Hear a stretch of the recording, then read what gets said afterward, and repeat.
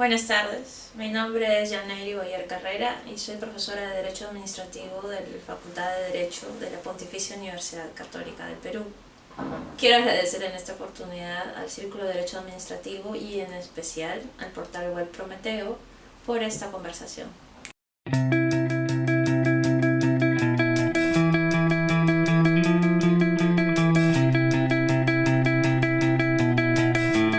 Los principales cambios que se han hecho a esta norma sancionadora, básicamente importantes porque tienen un impacto en el Estado de Derecho o en los derechos de los administrados, de los servidores públicos, son los siguientes. Me centro en 5. El primero de ellos es el reconocimiento de la responsabilidad objetiva. ¿Esto qué quiere decir? Que se faculta a la Contraloría General de la República a tipificar vía reglamentaria de forma objetiva las faltas. Es decir, ya el Tribunal Constitucional había señalado que es incompatible con la Constitución que la mera inobservancia de una norma jurídica, es decir, la responsabilidad objetiva, es incompatible con la Constitución. Ya lo había hecho en la sentencia 2050 del 2002, en el caso Ramos-Colque. Y este criterio, que luego ha mantenido sostenidamente, ha sido reconocido en las recientes modificaciones de la Ley del Procedimiento Administrativo General con el principio de culpabilidad. Es decir, se le exige al administrado una diligencia debida o un comportamiento debido en un supuesto. ¿Esto qué quiere decir? Que lo que se castiga o lo que se reprocha es no haber observado esa conducta. Por ejemplo, ¿no?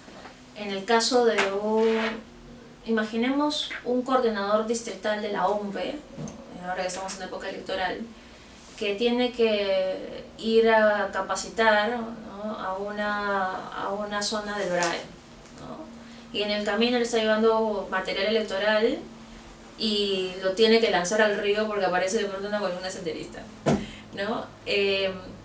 Caso de la vida real.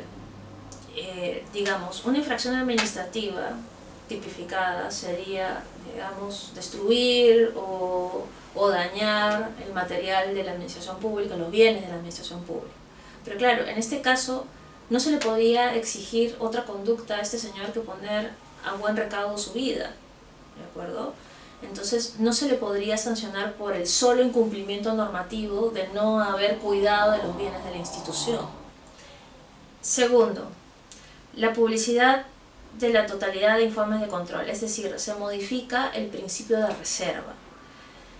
Este principio de reserva lo que determinaba es que los informes de control son reservados, es mejor dicho, las actuaciones, toda la actividad de control es reservada, ¿no? Entonces, ¿por qué? Porque lo que se analiza o lo que se evalúa es la gestión que ha hecho la entidad pública sobre los recursos y bienes de la entidad.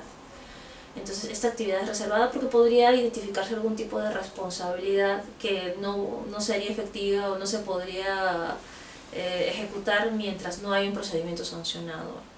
Entonces, lo que se determina con esta modificación es que estos informes de control van a ser publicados en su totalidad en la página web de la Contraloría, que de hecho ya están siendo publicados. Entonces, ¿esto qué significa? Que en la práctica, al relacionar a un servidor público con la posible comisión de una infracción, ¿no?, o con la posible inadecuada gestión, de modo expreso y público, ya se estaría realizando una suerte de juzgamiento anticipado del servidor civil. Esto podría ser contrario a los derechos fundamentales. En tercer lugar, se encuentra la modificación al ámbito de aplicación del procedimiento sancionador. ¿En qué extremo? En que ahora se podría iniciar un procedimiento sancionador contra gobernadores regionales, alcaldes, consejeros regionales y concejales. ¿Cuál es el problema? Que todas estas autoridades que he mencionado son elegidas a través del principio democrático, es decir, son elegidas a través del sufragio directo secreto obligatorio, de acuerdo al mandato constitucional.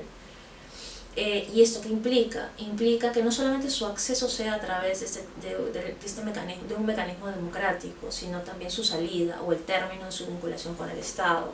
Es decir, por ejemplo, a través de la no renovación de la confianza popular en una siguiente elección, que no se vuelva a votar por ellos, o en nuestro caso, mayormente a través de la revocatoria de autoridades, ¿no?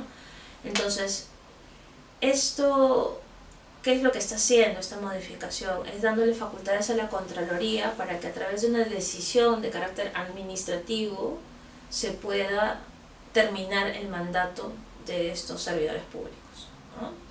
Entonces, esto también, desde mi punto de vista, es de dudosa constitucionalidad porque podría estar afectando el principio democrático. En cuarto lugar, la designación del titular del órgano de autoridad del Congreso de la República por el propio Congreso de la República.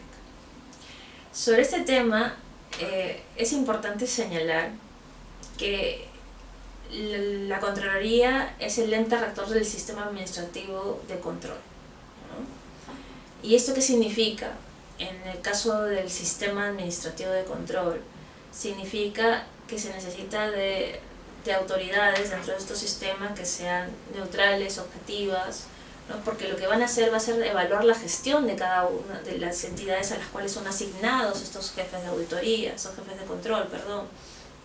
Entonces, si la entidad que va a ser evaluada es la que designa, la que paga y la que determina quién va a ser su jefe de control, su jefe de auditoría, entonces en la práctica ¿de qué neutralidad podríamos estar hablando? Y en quinto y último lugar se encuentra el principio de acceso a la información. Esto se relaciona más bien con la gestión de las entidades públicas, porque si bien sí creo que es importante que la Contraloría pueda tener acceso a la información que produce la entidad para poder desarrollar sus funciones, esta modificación del principio hace que la Contraloría pueda tener acceso a absolutamente todo, bases de datos en tiempo real, las plataformas informáticas, y que la entidad se vea obligada a proporcionarle esa información en el momento en que la Contraloría lo pide. Es decir, podemos llegar al extremo, es más, antes de esta modificación ya ocurría, de que varias unidades orgánicas prácticamente se paralicen porque tienen que empezar a fotocopiar o a brindar la información a la Contraloría en el momento en que la Contraloría lo pide.